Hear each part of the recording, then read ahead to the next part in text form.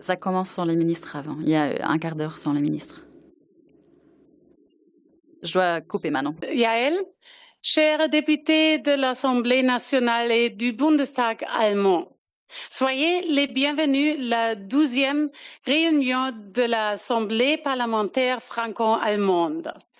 Nous avons aujourd'hui la présence d'invités particuliers, à savoir les lauréats du prix parlementaire franco-allemand.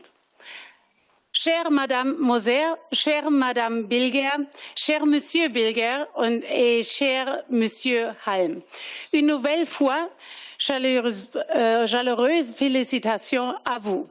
Nous venons de nous rencontrer lors de la remise officielle du prix. Das war's auf Französisch. Je m'arrêterai là pour la langue de Molière, pour repasser à l'allemand. Soyez les bienvenus. Permettez-moi d'ouvrir, chers collègues, chère présidente Braun-Pivet, permettez-moi donc d'ouvrir notre assemblée parlementaire. Soyez donc les bienvenus, toutes et tous, ici chez nous, à Berlin. L'Assemblée parlementaire franco-allemande a une longue tradition et nous avons toutes les deux l'ambition de lui donner corps et âme. Et le prix parlementaire franco-allemand a été relancé après une pause qui a duré un certain temps. Cela recèle donc de notre histoire. De nombreuses candidatures ont été envoyées. Il en va de notre histoire commune, de notre présence politique et de défis qui sont lancés à nos démocraties. Je suis très heureuse que beaucoup de collègues en fait aient assisté à cette remise de prix. Chers collègues, Madame la ministre Baer, vous aurez l'occasion de prendre la parole tout à l'heure. C'est notre ministre de la Recherche, de la Technologie et de l'Espace, mais aussi responsable du numérique au sein du gouvernement fédéral. Et je suis très heureuse qu'elle soit des nôtres ici. Chers collègues, cette réunion se tient au moment où nous célébrons une date particulière, à savoir l'entrée en vigueur du traité de Lisbonne. C'est d'ailleurs une excellente occasion pour rappeler notre responsabilité en tant que Parlement et pour y réfléchir. Le traité de Lisbonne a changé bien des choses. Le traité a renforcé le Parlement européen, mais aussi les parlements nationaux. Ce traité en a fait les garants de la subsidiarité au sein de l'Union européenne. Notre responsabilité est la suivante: veiller à ce que l'UE agisse là où elle apporte une valeur ajoutée et qu'elle s'abstienne là où il vaut mieux décider sur place. Le libellé du traité, d'ailleurs, cite les parlements nationaux avant le Parlement européen, ce qui n'est pas une note en bas de page, mais une réelle mission. C'est dans ce contexte que s'intègre notre Assemblée parlementaire franco-allemande. Ce n'est pas seulement une réponse parlementaire au traité d'Aix-la-Chapelle. L'APFA assume la responsabilité des parlements après Lisbonne et nous montrons ici à quoi peut ressembler le contrôle parlementaire et l'initiative à travers les frontières. On peut donc ainsi fusionner deux prismes nationaux pour faire émerger un regard partagé. Grâce à cette assemblée, nous pouvons nous réunir, nous pouvons prendre l'initiative pour discuter et aussi pour passer au vote. Et il faut peut-être que nous nous encouragions à le faire, notamment là où personne d'autre n'ose donner une impulsion. Nous sommes en plein ébranlement de notre ordre de valeurs et de paix. L'Europe doit faire face à des turbulences géopolitiques et économiques. Ma collègue et moi, nous nous sommes réunis tout à l'heure pour avoir un échange sur le Proche-Orient, l'Ukraine, mais aussi la situation au sein de nos parlements. Il est vrai que certaines turbulences émanent de l'extérieur de l'Europe, mais d'autres turbulences sont tout à fait sous notre emprise. Par exemple, notre réaction à l'avenir à la guerre d'agression de la Russie contre l'Ukraine, ou encore faire face au renforcement des forces anti-européennes qui se développent, ces égoïsmes nationaux qui se répandent en Europe. Et lorsque l'Europe doit agir, ce sont souvent nos deux pays, en fait, auxquels on demande de réagir. Et c'est le cas aujourd'hui aussi. Il y a d'autres collègues qui nous ont demandé si nous pouvions réaliser une telle assemblée avec eux aussi. C'est donc quelque chose de particulier lorsque les Allemands et les Français se retrouvent au sein d'une telle assemblée. Chers collègues, Lisbonne a donc donné une mission européenne aux parlements nationaux, à savoir une co-gestion et le contrôle. C'est donc une mission, c'est une responsabilité partagée pour établir un cap fiable. Grâce à notre outil d'émission Flash, c'est en juin à Paris que nous nous sommes retrouvés. Et d'ailleurs, je vous remercie chaleureusement au nom de la délégation allemande de cet accueil chaleureux que vous nous avez réservé. À Paris, lorsque nous étions chez vous, nous avons émis un symbole, un signe clair. Et nous avons donné ou fourni un panorama clair et non biaisé concernant l'évaluation du traité d'Aix-la-Chapelle. Et nous remercions nos collègues, Mme Klinkert, M. Jung, qui sont parmi nous, qui ont vraiment travaillé d'arrache-pied pour réaliser cela. Ces rapports brosse un tableau de la coopération et de son état actuel en ce qui concerne les régions frontalières, la culture, la langue, la jeunesse, la société civile, l'économie, l'innovation. Il y a des succès, des réussites dont nous pouvons être fiers. Plus de 3500 projets du Fonds citoyen franco-allemand ont été réalisés en 5 ans seulement. Je trouve que c'est un bilan remarquable qui aura un effet durable. D'autre part, les auditions en témoignent. Le diable est dans les détails et cela est parfois bien laborieux en ce qui concerne les systèmes juridiques différents et cela peut poser un problème lorsqu'on recherche des solutions. Ceci étant, cela nous freine aussi dans la concurrence globale. Et si c'est plus facile de financer une start-up aux États-Unis qu'en Allemagne ou en France, eh bien, c'est une mission très claire à notre adresse. Il faut que nous relâchions ces freins, que nous surmontions ces obstacles. Et donc, je suis très heureuse d'écouter aujourd'hui la ministre française du numérique et la ministre de la Recherche allemande. Et comme il se doit pour une ministre numérique, elle sera avec nous en visioconférence. Donc, soyez les bienvenus, Madame Henhoff, Madame Baer. Merci beaucoup d'être des nôtres aujourd'hui. Merci beaucoup.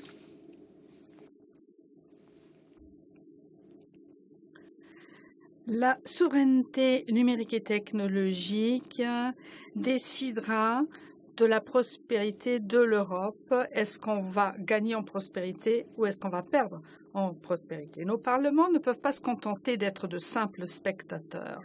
Et la commission financière du Bundestag a délibéré en octobre sur la décision de l'APFA concernant l'Union des marchés des capitaux européens. C'est là un pas dans la bonne direction, à savoir que nos parlements se penchent sur les délibérations de l'APFA. C'est une très bonne chose. Chers collègues, pour conclure, je dirais ceci. Le monde ne nous attend pas. Si nous n'agissons pas, d'autres le feront. Et donc, je cite Charles de Gaulle, il vaut mieux avoir une action incomplète que la recherche d'une perfection chimérique. Donc, je reprends en allemand cette citation du général de Gaulle. Intense et fructueuse. Madame la Présidente, chère Yael, tu as la parole.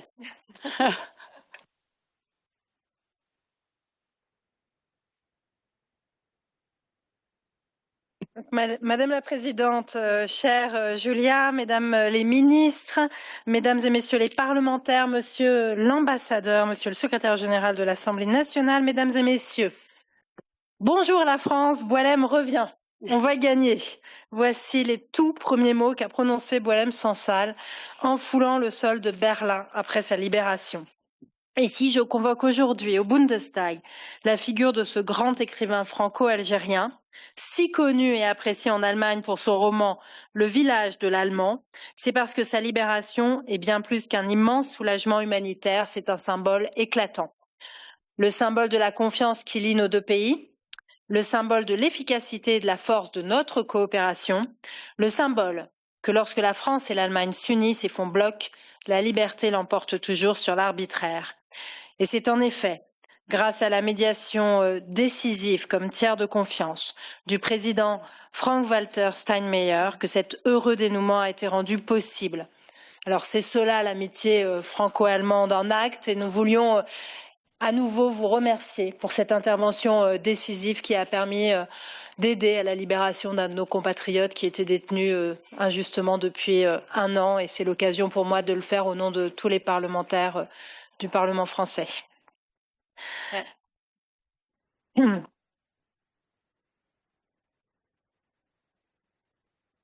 Alors, mes chers collègues, mesdames et messieurs, c'est sous ce signe de l'espoir et de l'efficacité que j'ai l'honneur d'ouvrir cette plénière de l'Assemblée parlementaire franco-allemande avec Julia Klöckner. Je me souviens avec émotion de ma première participation à cette assemblée, c'était ici même à Berlin en novembre 2022. Et je concluais alors mon propos par cette maxime de Cicéron, c'est dans l'adversité que se révèlent les vrais amis. 3 ans ont passé depuis. 3 années d'amitié sincère, mais aussi d'adversité redoutable avec 2 dissolutions, une sur chaque rive du Rhin. Et parallèlement, nos 2 sociétés ont été confrontées à la montée des tensions et des partis extrêmes. De plus en plus, une polarisation insidieuse et pernicieuse fracture notre débat public, rendant presque inaudibles des discours nuancés ou dépassionnés. Un vent mauvais souffle désormais sur nos états de droit et nos valeurs démocratiques. À ces périls politiques s'ajoutent encore des défis socio-économiques. Nos modèles de protection sociale et de croissance sont en effet percutés par les mêmes murs, le mur budgétaire, le mur démographique, le mur climatique. Dans ce monde qui se disloque, l'Europe doit être un roc. Oui, l'heure d'une Europe puissance a sonné, l'heure d'une Europe souveraine, maîtresse de son destin, garante de sa sécurité, gardienne de ses frontières. Et pour que cette Europe puissance advienne, un levier existe, un levier éprouvé, exigeant, mais irremplaçable, le couple franco-allemand. C'est le cœur battant de notre combat commun, c'est la raison d'être de cette Assemblée. Alors certains jugeaient ce moteur franco-allemand grippé, c'est tout le contraire. En août dernier, la double tenue du Conseil des ministres franco-allemands et du Conseil franco-allemand de défense et de sécurité a prouvé toute sa vitalité. Ces 2 conseils, de même que nos récentes réunions, ont rappelé cette vérité essentielle, de l'énergie au commerce, de l'industrie à la défense, tous les champs d'action publique nécessiteront aujourd'hui un véritable réflexe franco-allemand. Mais s'il y a un domaine où notre couple a été particulièrement actif et productif ces dernières semaines, c'est bien celui du numérique.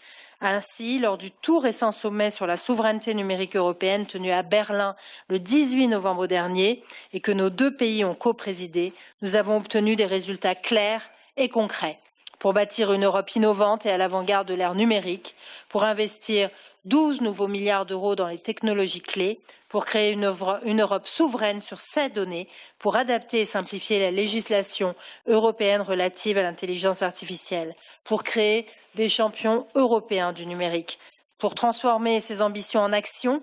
Telle est la mission du nouveau groupe de travail sur le numérique que viennent de créer nos 2 pays. Une mission que notre Assemblée fait commune, fait aussi sienne aujourd'hui à travers des auditions que nous conduirons. Et je voudrais remercier avec vous pour leur participation la ministre fédérale de la Recherche, de la Technologie et de l'Espace, Madame Dorothée Baird, ainsi que la ministre déléguée française chargée de l'intelligence artificielle et du numérique, Madame Anne Le Henaf.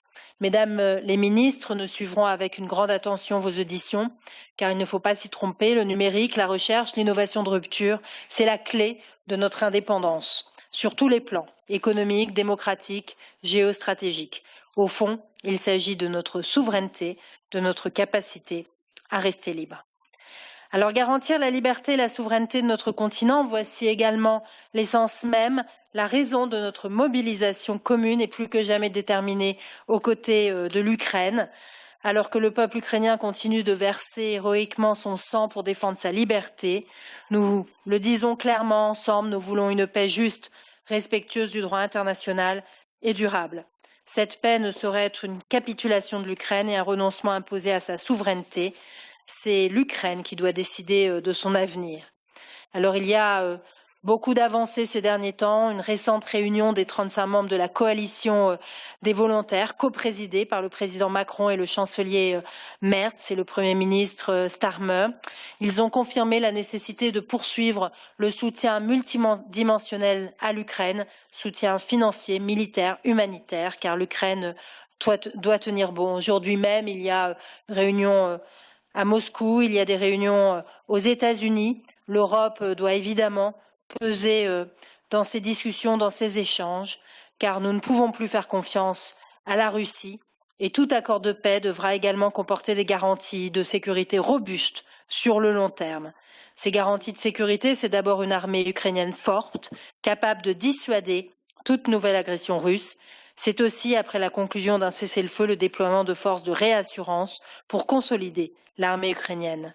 L'implication des États-Unis est aujourd'hui capitale pour maintenir notre soutien à l'Ukraine, accentuer la pression sur la Russie et poursuivre les discussions de paix.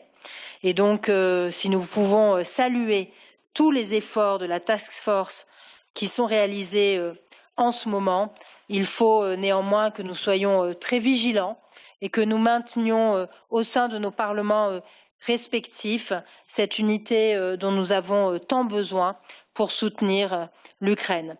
Je sais que tu étais récemment en soutien à Ruslan Stefanchuk, notre homologue, et que tu as pu assister au sommet de la plateforme de Crimée. C'est important qu'il y ait ces instances parlementaires pour porter la voix de nos peuples dans ces situations extrêmement complexes et extrêmement graves.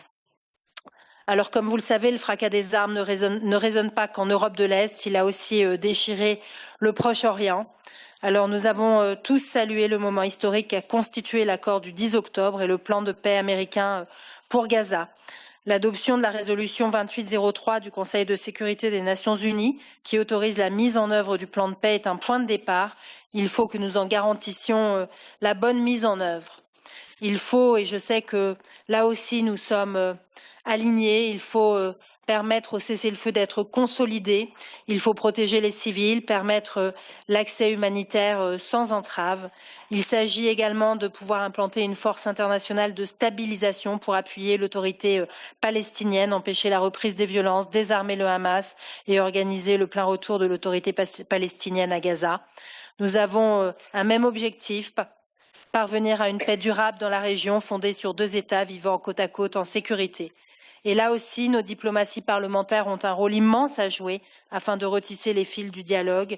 Et c'est dans cet esprit que j'ai pu recevoir le président de l'État de Palestine, Mahmoud Abbas, récemment à l'Assemblée nationale. Alors, mes chers collègues, mesdames et messieurs, cette guerre proche-orientale, nous le savons, a entraîné des répliques sismiques jusque dans nos 2 pays. Depuis le 7 octobre, l'antisémitisme a ressurgi comme jamais, à Berlin comme à Paris. On a peur d'être juif. C'est intolérable, c'est insupportable. Face à ce fléau, France et Allemagne font aussi front commun. Et c'est ce qui prouvera encore une fois notre plénière.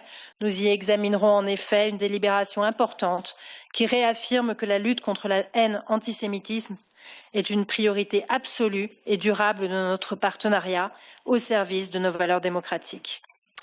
Mes chers collègues, c'est même un nombre record de résolutions que notre Assemblée examinera aujourd'hui, du train de nuit Paris-Berlin à la lutte contre le plastique, au projet d'armement conjoint ou à la protection des consommateurs. Nous en examinerons 11 textes qui reflètent nos priorités conjointes et les préoccupations concrètes de nos concitoyens. 11 textes qui sont aussi, pour leur grande majorité, portés de manière transpartisane, au-delà des clivages politiques, ce que je tiens à saluer. Je me félicite aussi que notre Assemblée ces derniers mois ait fait preuve de réactivité et d'agilité, comme nous l'avions souhaité lors de notre dernière plénière à Paris. En témoigne, et tu en as parlé, Julia, La première mission Flash consacrée à la mise en œuvre du traité d'Aix-la-Chapelle, conduite par nos coprésidents, Madame Brigitte Klinkert et Monsieur Andreas Jung, duo dont nous pouvons saluer le dynamisme et l'engagement constant, et vous pourrez examiner aujourd'hui leur rapport conjoint. En témoigne également la réforme de notre règlement que vous allez adopter tout à l'heure. Elle ouvre des perspectives prometteuses pour mener d'autres de ces missions Flash. En témoigne aussi la tenue d'une assemblée franco-allemande express le 9 juillet dernier pour auditionner nos ministres de l'Intérieur sur le sujet brûlant des contrôles aux frontières qui inquiètent tant nos concitoyens. Je le crois profondément, cette agilité, cette réactivité, cette capacité à obtenir rapidement des résultats, nous devons la conserver, nous devons l'amplifier. Quand le monde s'accélère, la démocratie n'a pas le droit de tergiverser. Plus agile, plus réactive, notre Assemblée doit également davantage s'ouvrir vers la société civile, vers la jeunesse, pour valoriser la force et le dynamisme de leur engagement. Et c'est toute l'ambition des nouveaux prix parlementaires franco-allemands que nous avons remis tout à l'heure. Ensemble, nous avons récompensé, célébré la réussite de 2 magnifiques projets qui empruntent le langage universel de la culture, de la musique et du sport pour rapprocher nos deux peuples.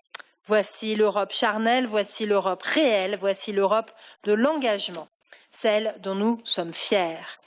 Et donc, mes chers collègues, mesdames et messieurs, je ne saurais conclure sans remercier chaleureusement ceux qui font battre le cœur de notre relation. Chère Julia Klöckner, Madame la Présidente, tu as choisi la France pour ta première visite officielle. Ce fut un honneur de t'accueillir à l'Assemblée nationale.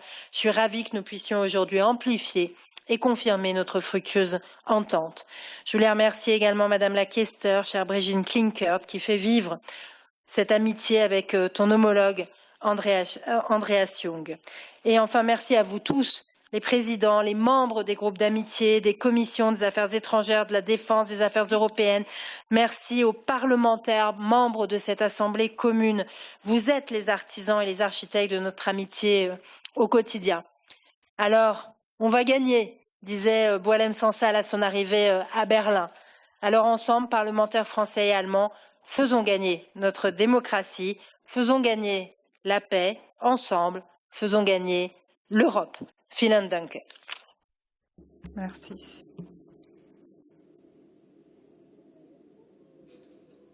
Merci beaucoup. Und nun kommen wir. Et nous en venons maintenant, chère Yael, chers collègues, au deuxième point de notre ordre du jour, à savoir notre audition traditionnelle de nos ministres. Et nous remercions Mesdames les ministres Anne Le Henaf et Dorothée Baird qui aujourd'hui vont être à notre disposition et à la disposition des membres de cette Assemblée pour que nous puissions échanger avec elles. Nous comprenons bien entendu, Madame la ministre Le Henaf, que vous êtes aujourd'hui retenue à Paris en raison d'une séance extraordinaire de votre gouvernement. Nous sommes ravis de pouvoir échanger avec vous sur les questions de la technologie, de l'intelligence artificielle, les technologies d'avenir jusqu'au domaine de la fusion nucléaire et de notre souveraineté aussi numérique. Nous allons d'abord donner la parole aux 2 ministres qui vont tenir des propos liminaires. Vous aurez ensuite la possibilité de poser vos questions aux 2 ministres.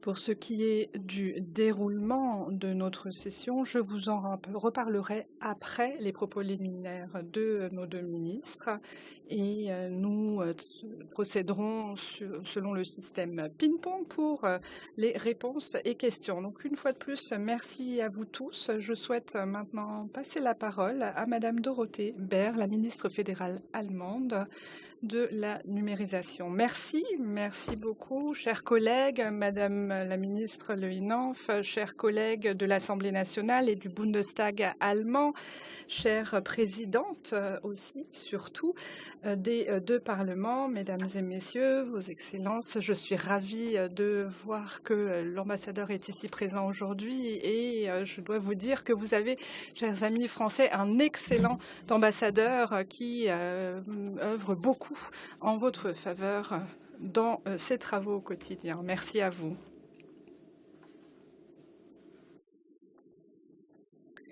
Alors, quand on demande aux Allemands qui est notre principal partenaire, la réponse est sans équivoque, puisque 46% des personnes interrogées disent que c'est la France. C'est un chiffre impressionnant qui témoigne de la proximité que nous ressentons avec nos amis français.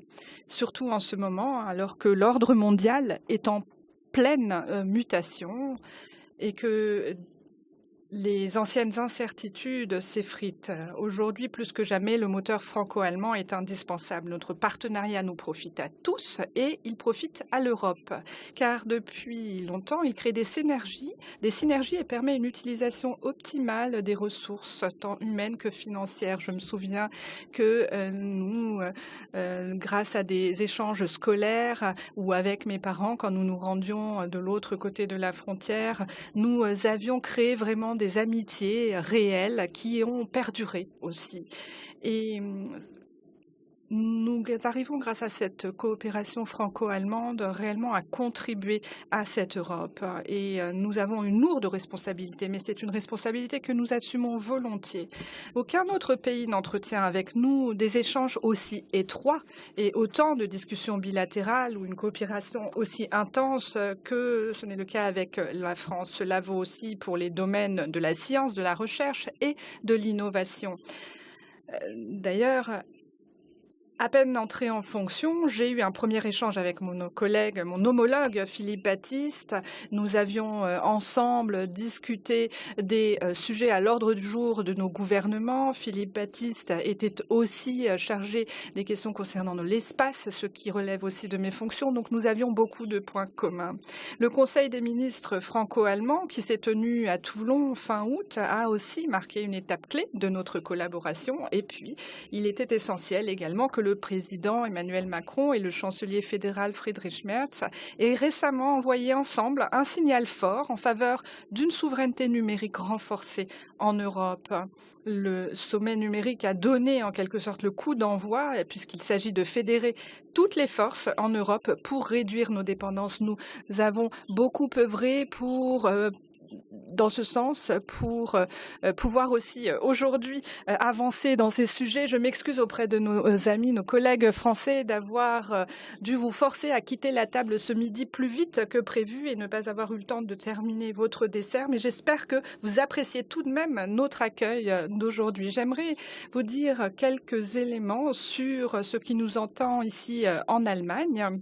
Nous avons mis en place un programme High-Tech Agenda Deutschland, donc l'agenda de haute technologie allemande, qui met l'accent sur des domaines tels que l'intelligence artificielle, les technologies quantiques, la microélectronique, les biotechnologies, la fusion, les énergies et la mobilité climatiquement neutre. L'objectif étant clair, à savoir que nous voulons plus de compétitivité, plus de valeur ajoutée et plus de souveraineté. Nous souhaitons également investir davantage grâce également à des initiatives purement privées. Nous travaillons main dans la main avec la France, nous interconnectons nos écosystèmes d'innovation et il existe d'ailleurs un groupe de travail franco-allemand qui a été mis sur pied pour réfléchir à ces questions. Nous avons, il y a quelque temps, signé un protocole d'accord et avons, avec BPI France et notre agence pour les innovations de rupture, aussi créé une coopération. C'est un bon exemple de ce type de coopération. Nous avons, dans le cadre de cette coopération, aussi eu l'occasion d'échanger avec l'ambassade et nous avons de même, sur le sujet de la fusion nucléaire, créé une participation de nos deux pays à l'ITER, un pilier sur la voie de l'énergie de fusion. Nous espérons encore pouvoir pousser et développer cette coopération, bien sûr, dans l'intelligence artificielle, domaine dans lequel nous collaborons déjà étroitement, mais où cette coopération peut encore se renforcer. Et c'est tout l'agenda, c'est tout l'enjeu de l'agenda économique franco-allemand. Nous avons eu ces dernières semaines des échanges aussi. Et la semaine dernière, le Conseil des ministres de l'ASE s'est réuni et cette instance suprême de l'Agence spatiale européenne a montré que quand on le veut, on peut atteindre ces étoiles. C'était une bonne chose que cette assemblée parlementaire existe. C'est une excellente chose que vous vous intéressiez à l'innovation et ce n'est pas un luxe parce qu'il s'agit d'une question de survie pour préserver notre mode de vie et aussi pour garantir notre sécurité. C'est une réalité. En effet, nous ne pourrons nous défendre que si nous restons à la pointe de la technologie. Alors, mettons-nous au travail et je vous remercie tous de participer et contribuer à ce travail pour que nous puissions ensemble évoluer, avancer et construire cette Europe forte. Merci à vous. Je vous remercie. Madame la ministre Baer, et je repasse la parole à Yael pour la partie française. Présidente, donc je vais donner maintenant la parole à Madame la ministre Le Hennan pour une durée de 5 minutes. Merci Madame la ministre de votre participation, c'est à vous. Madame la présidente du Bundestag, chère Julia Klöckner, Madame la présidente de l'Assemblée nationale, chère Yael, Madame la ministre fédérale de la Recherche, de la Technologie, de l'Espace, chère Dorothée Baer, Mesdames et Messieurs les députés allemands, Mesdames et Messieurs les députés français, Monsieur l'ambassadeur, que j'ai cru comprendre il était présent, je suis ravie de pouvoir m'adresser à vous aujourd'hui, quelques jours seulement après le succès du sommet franco-allemand de Berlin sur la souveraineté numérique. Je tenais à être à vos côtés cet après-midi. C'est donc depuis Bercy que je m'exprime devant vous. Cette rencontre a permis d'ouvrir de nouvelles pistes de coopération très concrètes entre l'Allemagne, la France et l'ensemble de nos partenaires européens pour renforcer notre autonomie technologique et préparer ensemble les standards qui structureront le numérique européen de demain. La souveraineté numérique n'est pas un slogan, c'est une boussole. Elle trace notre direction, fixe nos priorités et conditionne notre capacité à décider pour nous-mêmes. Pour cela, il nous faut une définition claire. Je souhaiterais vous partager la mienne. La souveraineté repose, selon moi, sur 3 axes majeurs. D'abord, disposer d'une offre nationale et européenne compétitive, capable de rivaliser avec les grands acteurs étrangers. Ensuite, la souveraineté nécessite d'identifier et réduire nos dépendances technologiques en avançant avec nos partenaires européens, au premier rang desquels l'Allemagne. Et enfin, la souveraineté, c'est aussi faire respecter nos valeurs, nos règles. L'exemple récent de Chine en France nous l'a rappelé avec force. Nos règles sont le ciment de nos valeurs démocratiques. Il faut sortir de la polarisation extrême des débats, protection contre innovation. L'Europe s'est construite sur la défense des droits fondamentaux et la protection de nos populations, et notamment des mineurs. Ce sont des valeurs que nous partagerons et que nous partageons tous et qui fondent notre identité européenne. Nous devons repositionner les cibles de régulation sur les bons objectifs, demeurer très fermes sur la protection des populations, notamment les mineurs, et les leviers de régulation qui nous permettent d'agir en tant que puissance publique. Alléger les normes qui pèsent sur les leviers de développement et de croissance des entreprises pour favoriser l'innovation. C'est précisément pour cela que nous avions besoin d'un sommet dédié à la souveraineté numérique. Et pour y parvenir, une conviction s'impose. La coopération franco-allemande est essentielle. Elle est elle-même déterminante pour faire évoluer la philosophie de l'Union européenne sur le numérique et nous devons passer d'une Europe qui régule à une Europe des champions. Les avancées que nous avons obtenues ensemble lors du sommet du 18 novembre le démontrent. Ici, je veux saluer l'excellente collaboration avec l'Allemagne et remercier tout particulièrement mon homologue Carsten Wilberger et la ministre fédérale Dorothée Baer. Nous avons posé 4 jalons structurants. D'abord, un rapprochement stratégique autour de notre conception de la souveraineté, avec la création d'un groupe de travail franco-allemand visant à définir ce qu'est un service numérique européen. Ce travail est essentiel. Je pense que tout le monde voit à peu près ce que signifie une automobile européenne. Pour les services numériques, la définition est plus complexe. On entend donc travailler en franco-allemand à la définition de ces critères pour ensuite pouvoir les promouvoir auprès de l'Union européenne. Pour ce faire, nous avons identifié 4 secteurs critiques: l'IA, la cybersécurité, le cloud et le quantique. Ensuite, deuxième sujet, la protection des données. C'est un sujet qui me tient particulièrement à cœur et la souveraineté passe par un contrôle des données. La France et l'Allemagne s'accordent pour considérer que la définition du cloud souverain doit exclure les solutions créant des risques d'extraterritorialité. Troisième point, simplifier ce qui, dans notre régulation, freine l'innovation en Europe sans rien lâcher sur la responsabilisation des grandes plateformes dans la protection des populations et la protection des données. Nous avons, avec l'Allemagne, porté une voie commune sur la simplification de la régulation numérique, en appelant notamment à des simplifications ciblées sur le RGPD et à un report de 12 mois du règlement IA pour les systèmes dits à haut risque, car on ne peut pas demander aux entreprises de respecter des règles qui ne sont pas encore clairement définies. Enfin, et quatrième point, nous avons porté un soutien conjoint à l'extension du Digital Market Act, également appelé DMA. Nous l'avons étendu aux hyperscalers du cloud. La Commission européenne a ouvert une enquête en ce sens le jour du sommet.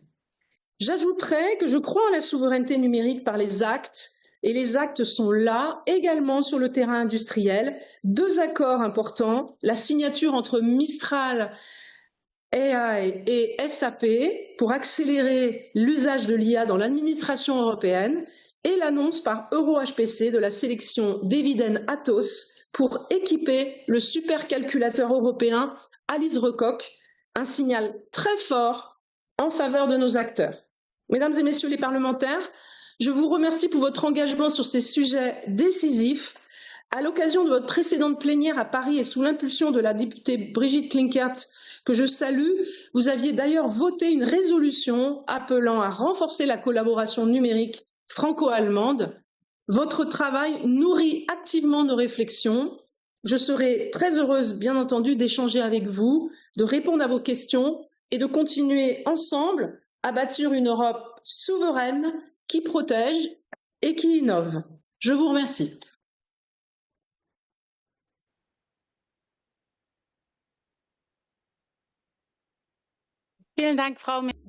Merci, Madame la Ministre.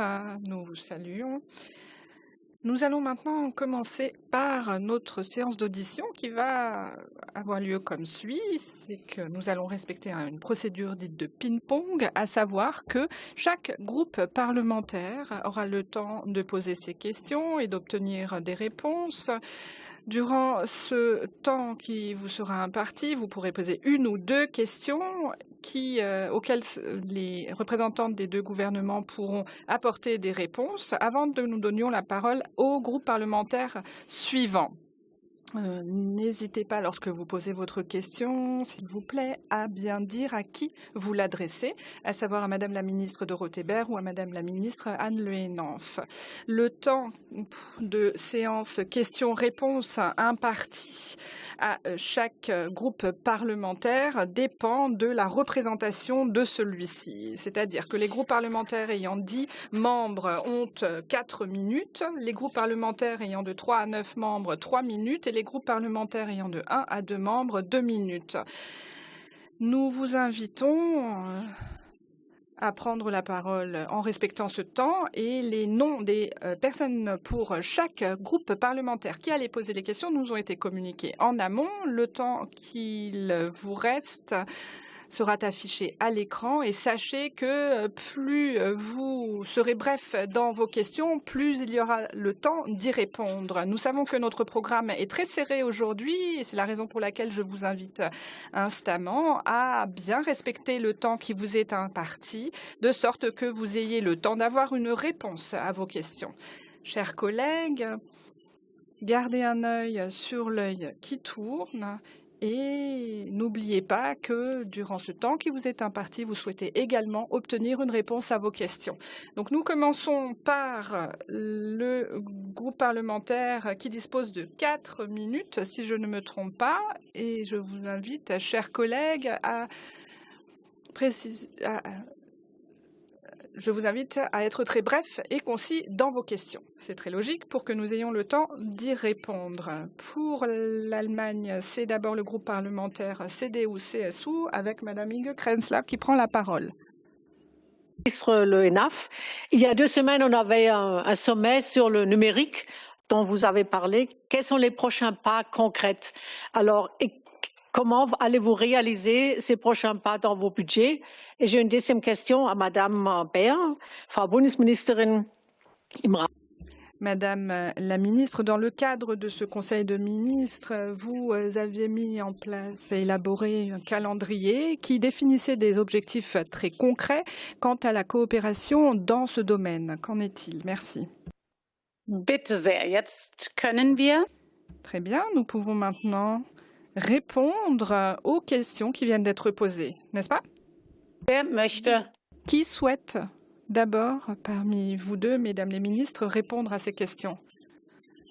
C'est bien ainsi que nous procédons. Alors, une réponse, Madame la ministre Dorothée Baer. Oui, merci beaucoup.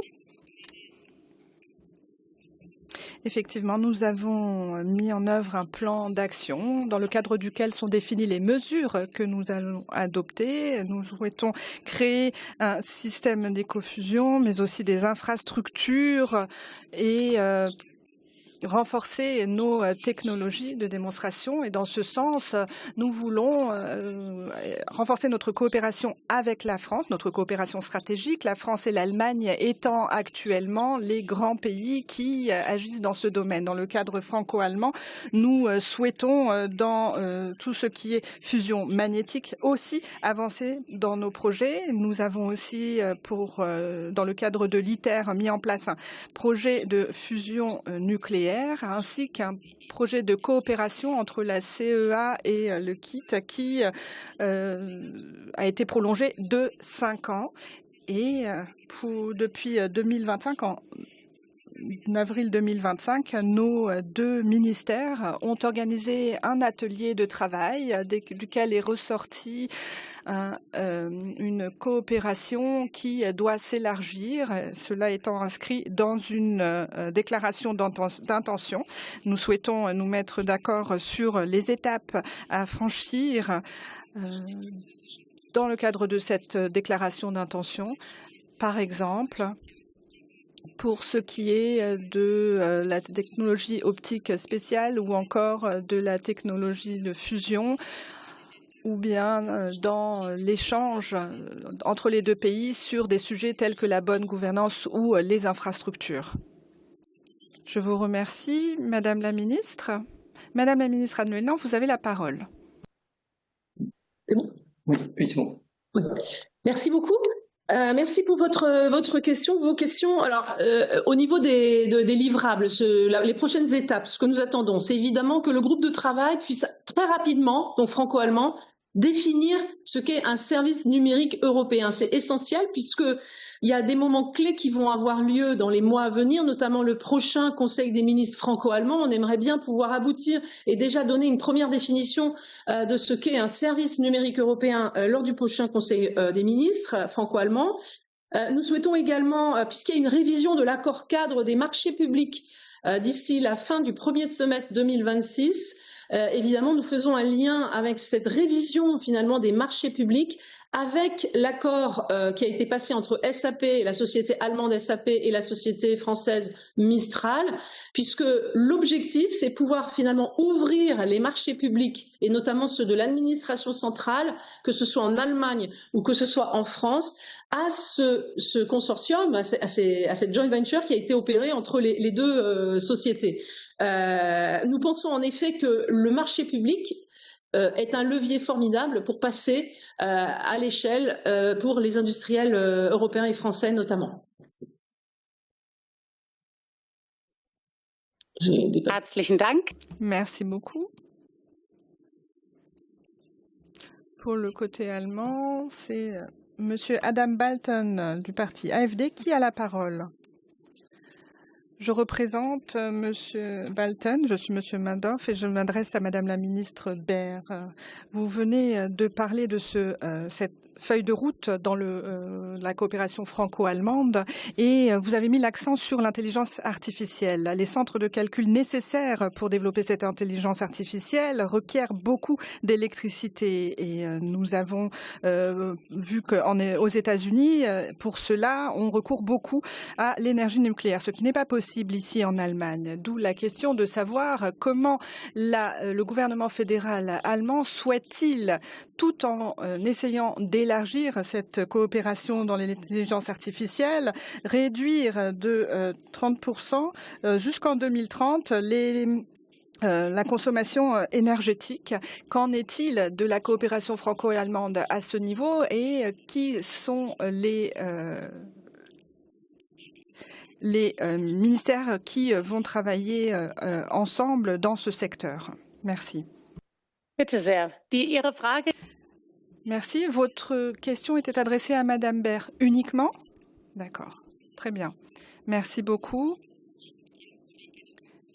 Effectivement, j'ai déjà échangé sur ces sujets au sein de la commission qui porte sur ces domaines avec vos collègues. La réponse est non, mais bien sûr, nous allons ensemble travailler pour mettre en place ces centres de compétences et pour pouvoir, avec nos amis français, développer notre coopération dans ces domaines. Nous savons que la France et l'Allemagne ont, pour ce qui est de centres de calcul franco-allemands, déjà eu des échanges à Saarbrück récemment. Pour ce qui est de l'intelligence artificielle, il existe aussi un protocole d'accord que nous avons élaboré ensemble. Et puis, nous avons aussi défini notre accélération du transfert de technologie pour les deux pays. Il existe également des mesures de subvention pour permettre aux projets dans ce domaine de se développer. Et nous continuons dans ce sens. Nous avons aujourd'hui 29 projets dotés de 26 millions d'euros de budget. Et puis, nous avons, avec l'Office fédéral chargé de l'information, travaillé dans cette coopération avec Saarbrück à développer tous les projets qui vont dans ce sens. Pour ce qui est de l'efficacité énergétique, je peux vous dire d'ores et déjà que avec le nouveau centre de calcul Jupiter, l'un des plus importants dont nous disposons, nous allons pouvoir, en termes d'efficacité énergétique, vraiment atteindre de bien meilleurs résultats que ce que nous connaissons aujourd'hui aux États-Unis avec d'autres systèmes comparables. Bien entendu, nous restons là aussi en contact étroit avec nos ministères de l'énergie, notre ministère de l'énergie, et la question que Madame Gressle avait posé tout à l'heure, revient un petit peu à ce que vous venez de nous dire. Il y a nécessité d'investir considérablement dans ces secteurs avec la France pour faire en sorte que ces centres de calcul puissent être des centres de calcul viables à l'avenir et qu'ils puissent répondre à notre besoin. Beaucoup, Madame la Ministre. Je vais passer maintenant la parole à Monsieur Kevin Pfeffer pour le Rassemblement national pour une durée globale de 4 minutes. Monsieur le député. Merci Madame la Présidente, Mesdames, Messieurs les Présidents, Mesdames les Ministres, Monsieur l'Ambassadeur, chers collègues. L'Allemagne et la France entretiennent des relations privilégiées en Europe. Nous sommes voisins, nous partageons 450 km de frontières, 50 000 Français la traversent d'ailleurs tous les jours pour aller travailler et nous nous réjouissons de nombreuses coopérations locales. Et comme nous sommes très amis, nous pouvons donc tout nous dire. Vous le savez, la France a investi massivement entre les années 50 et les années 80 dans le nucléaire, ce qui a fait de nous un grand producteur d'électricité avec de très faibles émissions de carbone et à un coût le plus faible d'Europe, à environ 63 € le mégawattheure. Pendant ce temps, l'Allemagne a fait d'autres choix, le charbon, puis le nucléaire jusqu'en les années 80, où l'idéologie des Verts a alors pesé pour le réduire, puis le stopper complètement et le remplacer par de l'éolien, du solaire, mais surtout pour compenser ces énergies intermittentes, du lignite, très polluant, et du gaz russe. Le Rassemblement national est très attaché à la souveraineté nationale, donc jamais nous ne remettrons en cause les choix énergétiques de pays souverains. Mais chacun doit aussi assumer ses choix. Assumer le coût environnemental et assumer le coût de production. Or, le 21 novembre dernier, la production d'électricité fossile a atteint son plus haut niveau de l'année en Allemagne. 35,5 gigawatts de charbon, de lignite, gaz, fuel et un prix bondissant à 313 € le mégawattheure, 5 fois le prix de production français, glorieux bilan de l'écologie d'extrême gauche. Et c'est tout le marché commun qui en souffre, avec des hausses de prix pour tous. Car le système européen de fixation du prix et le mécanisme du prix marginal a été adopté en Europe sous forte impulsion de l'Allemagne. Tout comme d'ailleurs, nous vous devons en partie la fermeture de notre centrale nucléaire de Fessenheim en Alsace, qui manque aujourd'hui cruellement à la production française. Tout cela nuit gravement aux Français, à nos ménages, à nos entreprises, à nos industries qui paient le prix fort, car nous ne profitons pas de nos bons choix énergétiques, de nos investissements vertueux et de notre filière nucléaire d'excellence.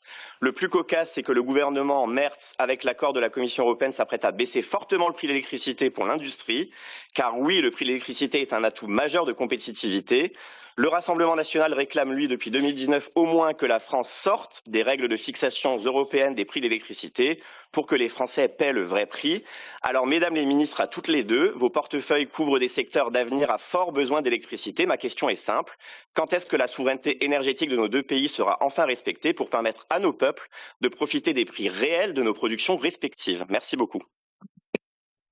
Merci, monsieur le député. Vous avez 45 secondes chacune pour décrire la politique énergétique de nos pays, mesdames les ministres. Madame Le Henaf, à vous. Merci beaucoup, Yael. En fait, nous, on fait le choix du nucléaire parce qu'on considère, si vous voulez, que ça contribue à la souveraineté numérique de notre pays. Puisque nous avons engagé une grande politique de data center, d'équipement de data center, et nous souhaitons une énergie décarbonée en grande quantité, compétitive, et le nucléaire nous le permet. Ça nous permet notamment aussi d'assurer une IA qui nous ressemble, une IA à l'européenne, non biaisée, transparente et qui respecte nos valeurs. Merci beaucoup, Madame la ministre Baer.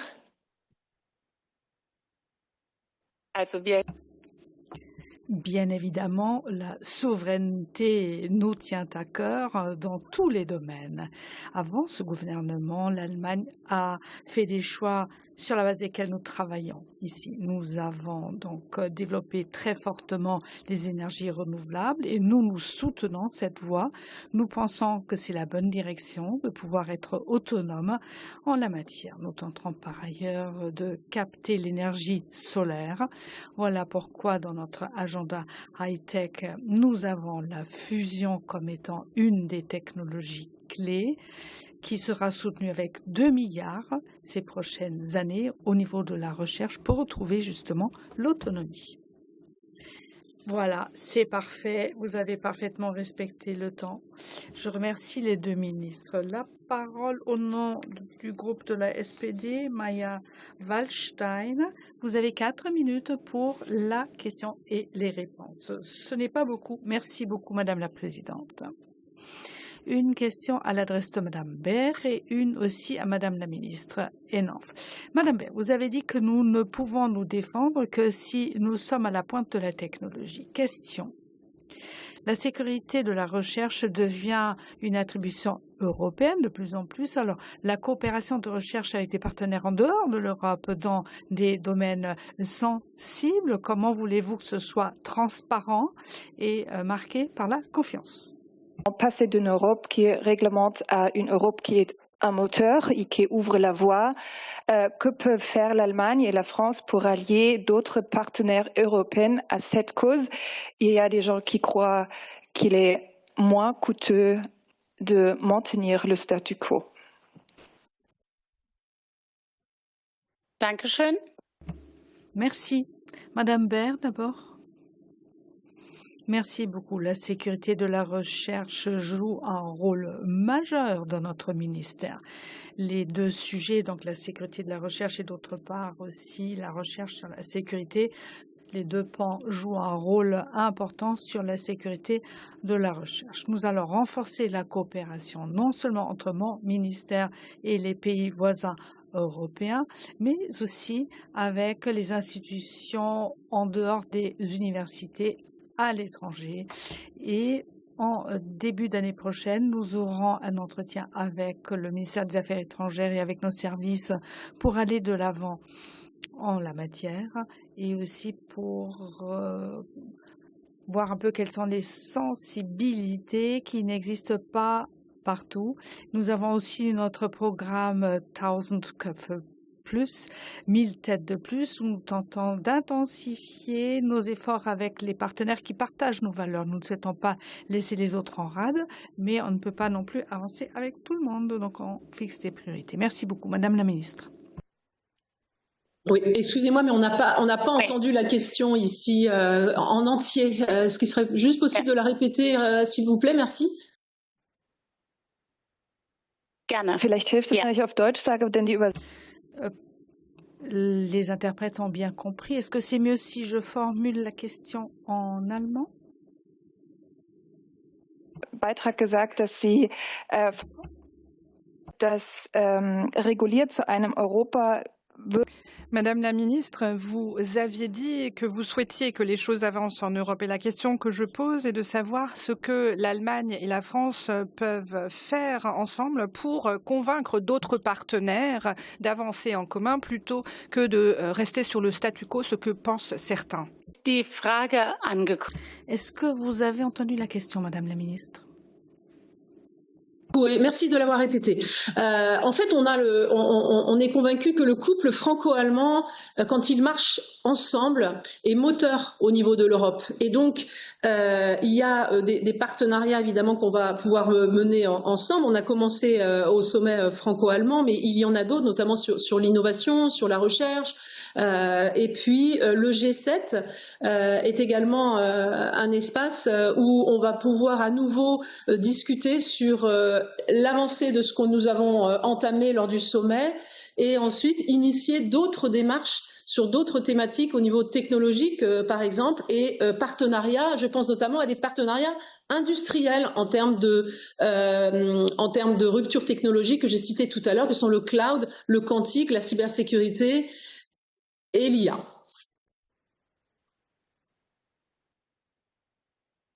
Herzlichen Dank. Merci beaucoup. Voilà, monsieur Charles Issenstuhl pour le groupe Ensemble pour la République pour 3 minutes. Merci Madame la Présidente, Mesdames les ministres. Nous devons être alertés par l'essor d'entreprises spécialisées dans le commerce en ligne qui ont des pratiques commerciales trompeuses et qui inondent nos marchés de leurs produits en violant ouvertement nos règles de consommation. Parmi les auteurs de cette dérive, il y a notamment l'entreprise chinoise Shein qui figure au premier plan. Il y en a d'autres qui vendent des produits illégaux sur nos marchés en Europe. Ces abus fragilisent notre économie, ils menacent nos commerçants qui se conforment à notre droit et ils sapent la confiance des consommateurs européens dans la capacité du marché intérieur à les protéger. En mai dernier, la Commission européenne avait enjoint Shein à se conformer au droit. Force est de constater que cela n'a pas été respecté. La Commission européenne dispose pourtant des outils juridiques nécessaires pour exiger le respect du droit européen. Mesdames les ministres, la Commission européenne a demandé des informations à Shein le 26 novembre dernier, mais nous ne pouvons plus attendre.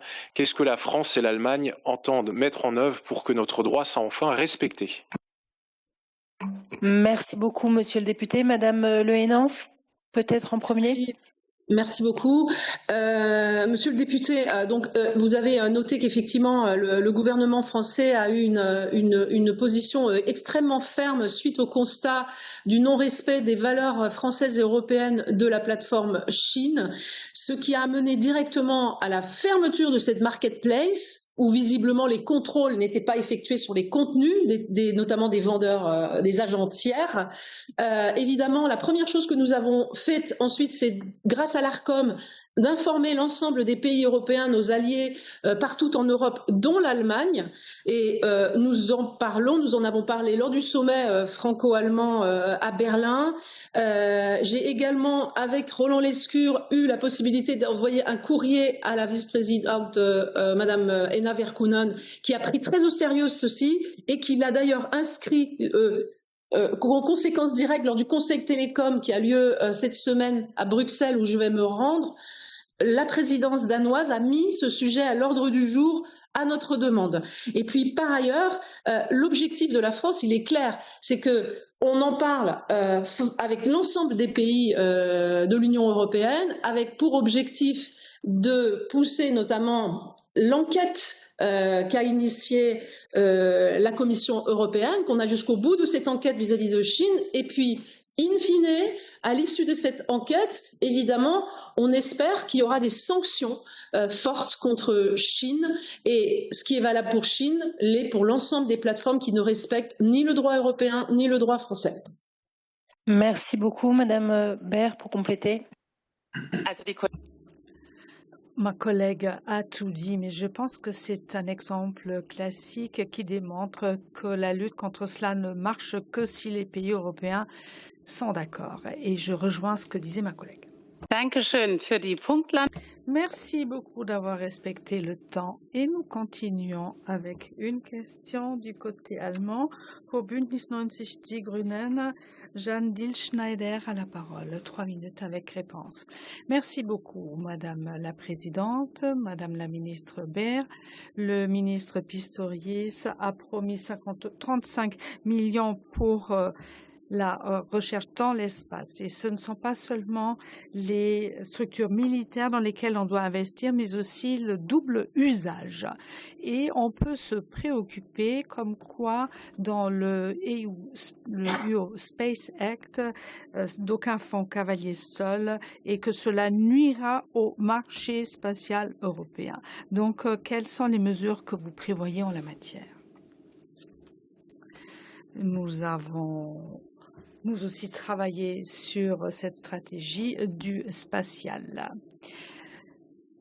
35 millions, c'est ce que milliards, c'est ce que M. Pistorius a annoncé et je l'en remercie parce que ça nous donne un élan tout à fait différent et nous avons vraiment besoin de dynamisme. En effet, pour ce qui est du spatial, le ministère lancé sur la prospérité et la prospérité, mais maintenant c'est plutôt la sécurité qui est en ligne de mire et c'est 35 milliards, même si on commence par seulement 300 millions, c'est une bonne chose et le ministère de la Défense s'est rallié à cela et à Brême la semaine dernière, ils ont signé aussi.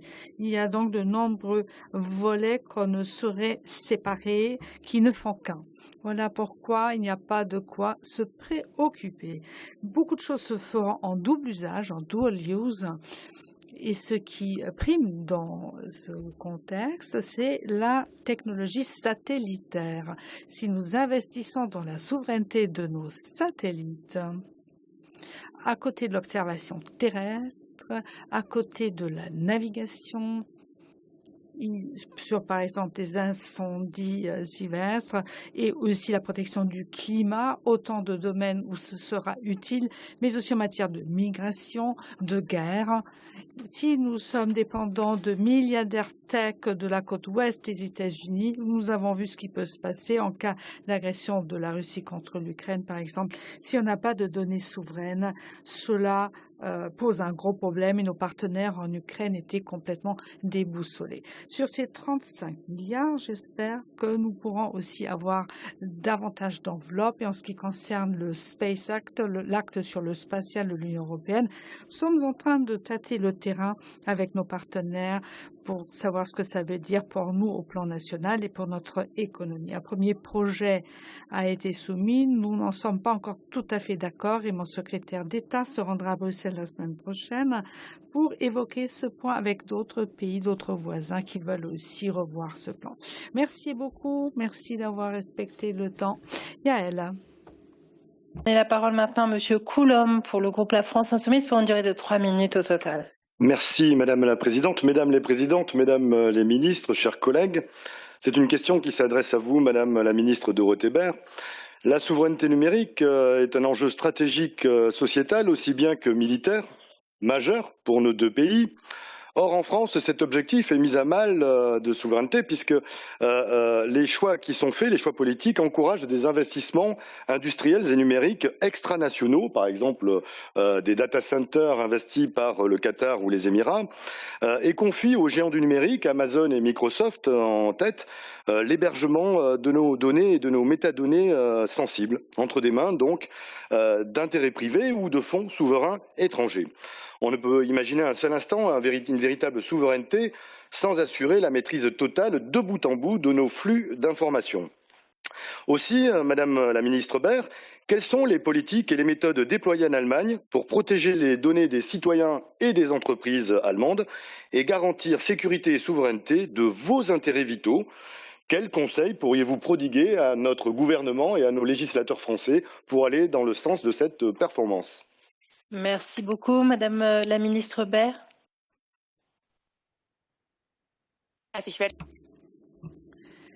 En tout cas, je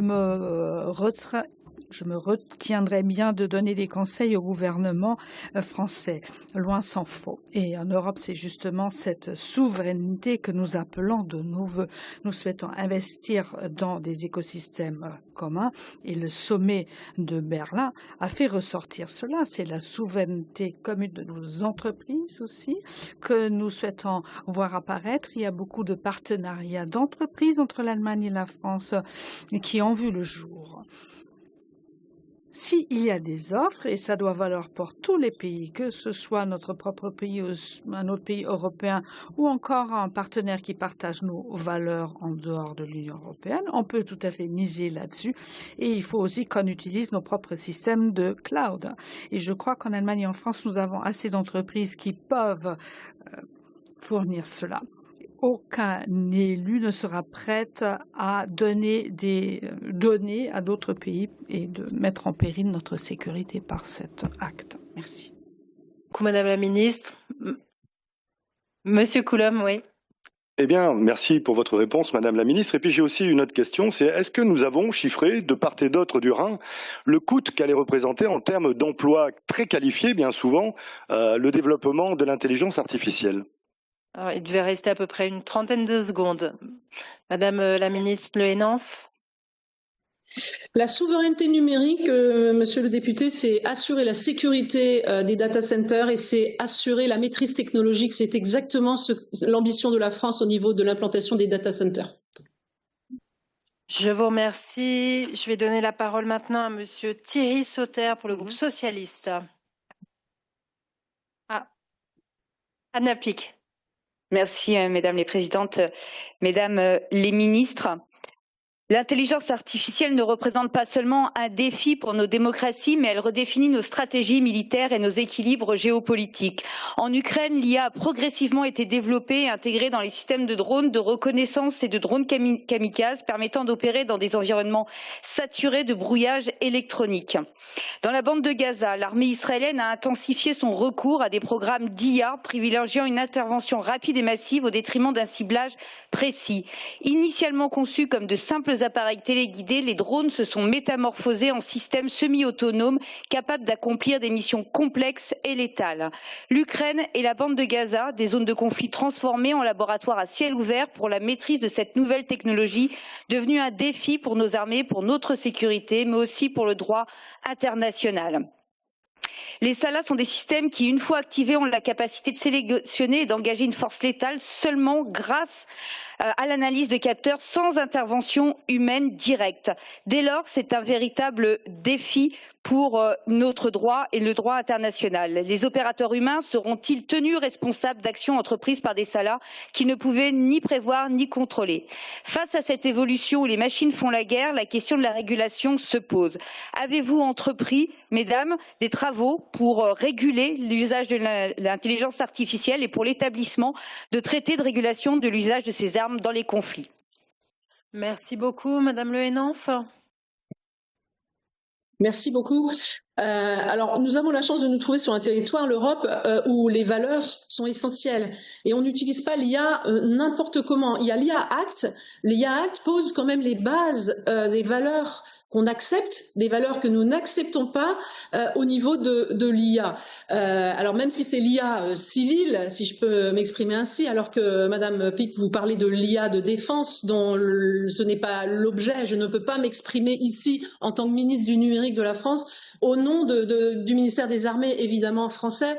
Mais ce que je peux vous dire, c'est que la politique IA de la France, c'est une IA humaine, une IA qui respecte le droit de la guerre et civile, et nous avons de toute façon un comité éthique, vous le savez, et c'est un des sujets qui sera abordé notamment dans le cadre du G7 pour un usage responsable de l'IA.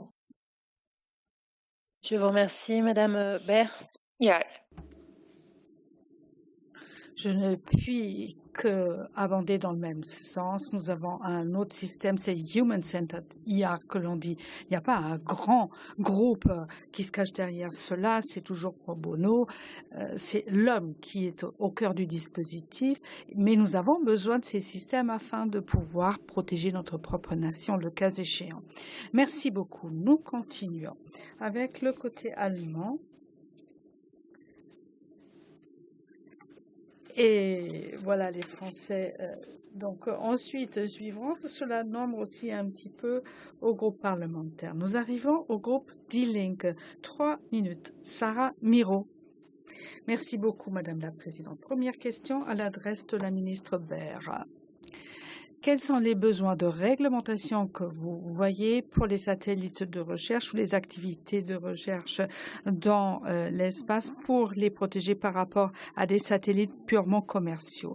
Deuxième question aux deux ministres. Dans quelle mesure et dans quelle envergure la recherche pour la protection civile doit-elle être intensifiée pour être à la hauteur des crises climatiques de plus en plus nombreuses?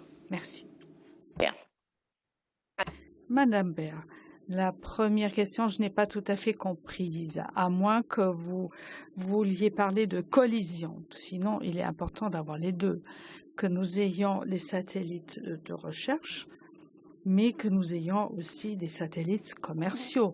Dans l'ensemble, nous avons complètement basculé notre dispositif dans le spatial. Nous ne disons pas que seuls des fournisseurs publics ont droit d'exister. Non, il y a eu un changement de paradigme avec le European Launch and Challenge.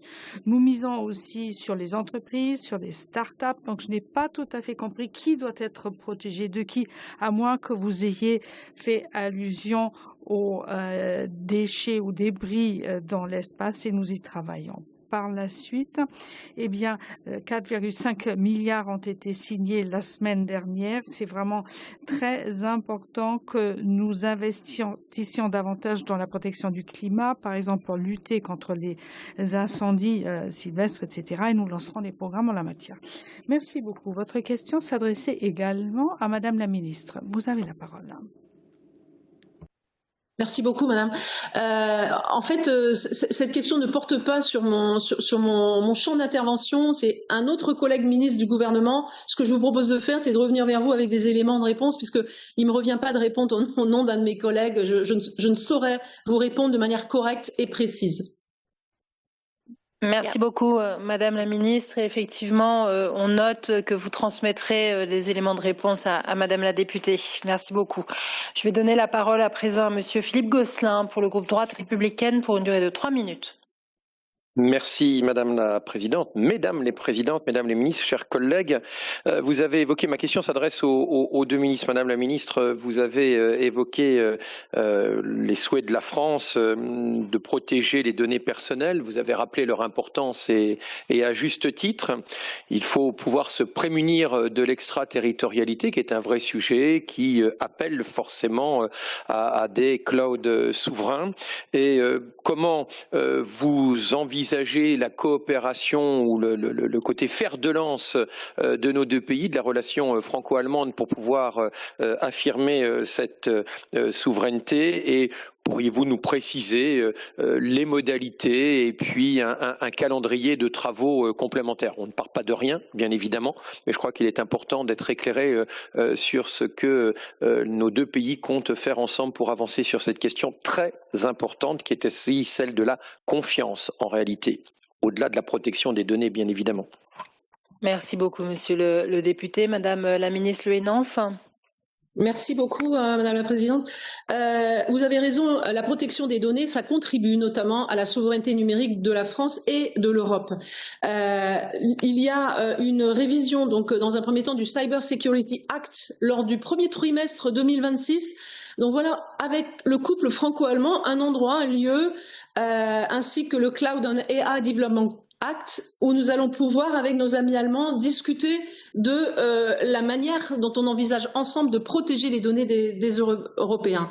Je vous rappelle que nous avons en France un référentiel qui est le Secnum Cloud, donc les données des Français qui sont dans des data centers et qui sont protégées par ce niveau minimum de cybersécurité. Et en Europe, nous travaillons avec l'ensemble des pays européens sur la définition d'un niveau minimum de cybersécurité des données qui ne sera pas Secnum Cloud, mais qui est la discussion autour de l'IUCS. Et je pense que nous allons aboutir à cette définition commune d'un niveau de cybersécurité pour protéger les données des Européens. Je vais laisser la parole à ma collègue. Merci beaucoup, Madame la Ministre. Madame Baer, vous voulez compléter? Non, pas besoin de compléter. Merci beaucoup. Madame Le Henanff? C'est OK? C'est fini? Ouais. OK, très bien, merci. Je vais donner la parole maintenant à Madame Dominique Voynet pour le groupe écologiste et social. Merci, Mesdames les Présidentes, Mesdames les Ministres, Mesdames et Messieurs. Vous avez plaidé, Mesdames les Ministres, pour une souveraineté numérique européenne renforcée, mais ce que propose aujourd'hui la Commission européenne sous couvert de simplification administrative, c'est l'inverse. Le Digital Omnibus affaiblirait en fait 3 piliers essentiels, le RGPD, la directive e-privacy et le règlement sur l'intelligence artificielle, avec une évolution de la définition même des données personnelles. L'impact environnemental et énergétique du numérique est considérable s'agissant de la consommation d'eau, d'énergie, où je préfère de loin les solutions déployées en Allemagne à celles dans lesquelles la France s'obstine, ou encore de métaux critiques. 3 questions aux ministres et à nous-mêmes parlementaires. La France et l'Allemagne s'opposeront-elles fermement à toute réouverture du RGPD, d'e-privacy et de l'Intelligence Artificielle Act visant à réduire les droits des citoyens ou à contourner l'évaluation environnementale des infrastructures numériques? Quelle souveraineté européenne quand 70% des données européennes transitent par des serveurs américains et que moins de 10% des puces sont fabriquées en Europe? 3e question, quels moyens supplémentaires comptez-vous donner aux autorités de contrôle, la CNIL en France, le BFDI en Allemagne, pour appliquer réellement nos règles face aux géants du numérique dont la puissance de feu dépasse largement celle des régulateurs? Merci. Merci beaucoup, Madame la députée. Madame Le Henanff. Merci pour votre question, Madame la Ministre. Alors, la France n'est pas favorable à une réouverture très très large du RGPD, mais on est favorable à des ciblages en termes de simplification. 3 axes principaux de simplification que je peux partager avec vous. On adopte une approche par le risque. On renforce l'harmonisation de l'application du RGPD partout en France parce qu'il y a des variantes d'un pays à l'autre. Donc, on recherche cela dans la simplification. Et enfin, on recherche la formule et le principe de dites-le-nous une seule fois pour l'ensemble des démarches. Bien sûr, nous étudierons les propositions de la Commission européenne avec beaucoup d'attention. Les autorités françaises, dont la CNIL, sont fortement engagées dans cette simplification. Il ne s'agit pas de remettre en cause les valeurs fondamentales que représente le RGPD, auxquelles on est très attaché, mais bien de simplifier dans certains cas sur des sujets ciblés. Merci beaucoup, Madame la Ministre. Madame Baer. Oui, je pense que notre position est similaire, cela vient d'être dit.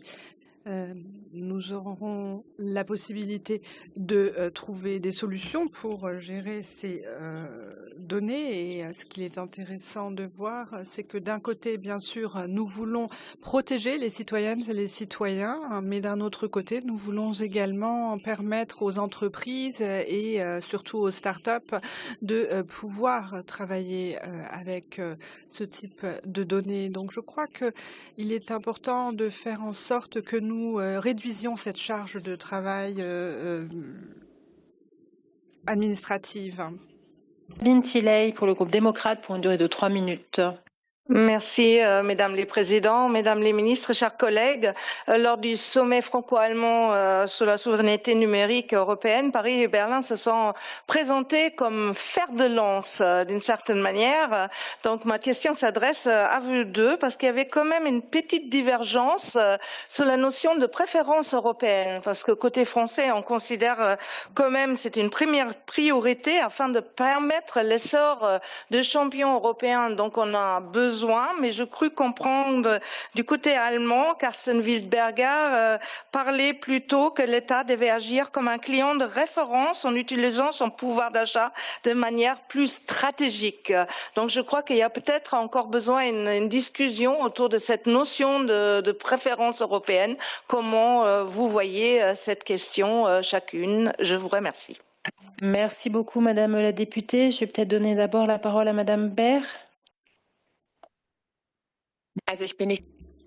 Alors, je ne suis pas la porte-parole de Monsieur Windberger. Ce que je peux vous dire de nos travaux, c'est que dans l'ensemble, il n'y a pas, à mon sens, de divergence quelconque entre nos deux pays, puisque nous sommes tous d'accord sur le fait que si nous investissons plus dans les infrastructures, dans l'économie, dans les systèmes cloud, dans les centres de calcul, eh bien, nous parviendrons ensemble à avoir ces clients de référence et à leur proposer aussi une certaine forme de sécurité, ce qui, me semble-t-il, n'est pas une contradiction, finalement.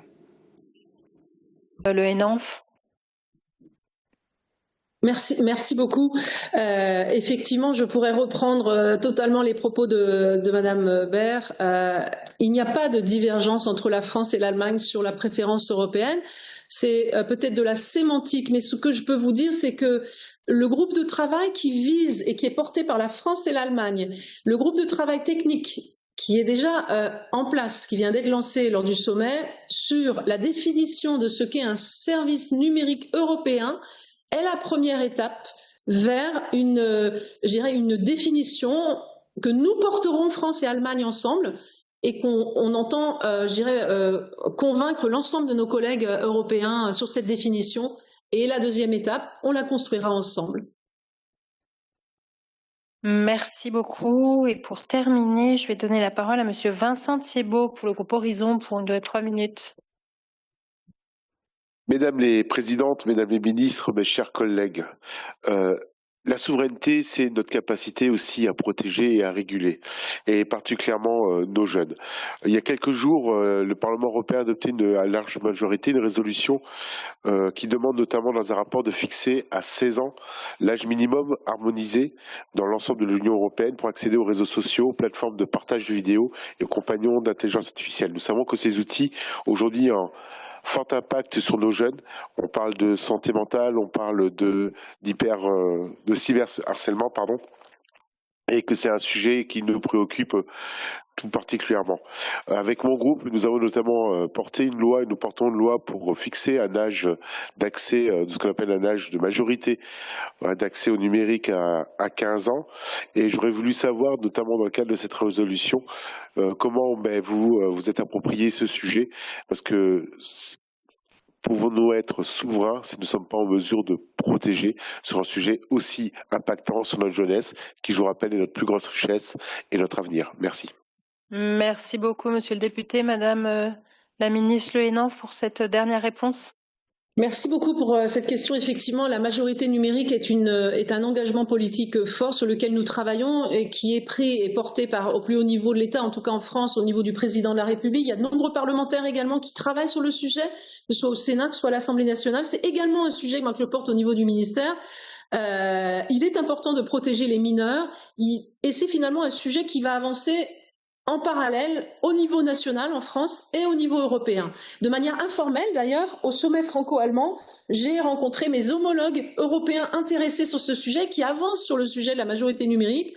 Je pense à la Grèce, je pense à l'Espagne, je pense à Chypre, à l'Irlande, au Danemark, et qui, comme nous, ont envie d'avancer au niveau européen. Ce n'est qu'un début, c'est un groupe qui a vocation à s'étoffer, mais quoi qu'il en soit au niveau national également en France, Nous travaillons pour une majorité numérique à 15 ans. On ne sait pas de quelle manière quel véhicule va être choisi, mais en tout cas, nous avançons très fortement sur le sujet.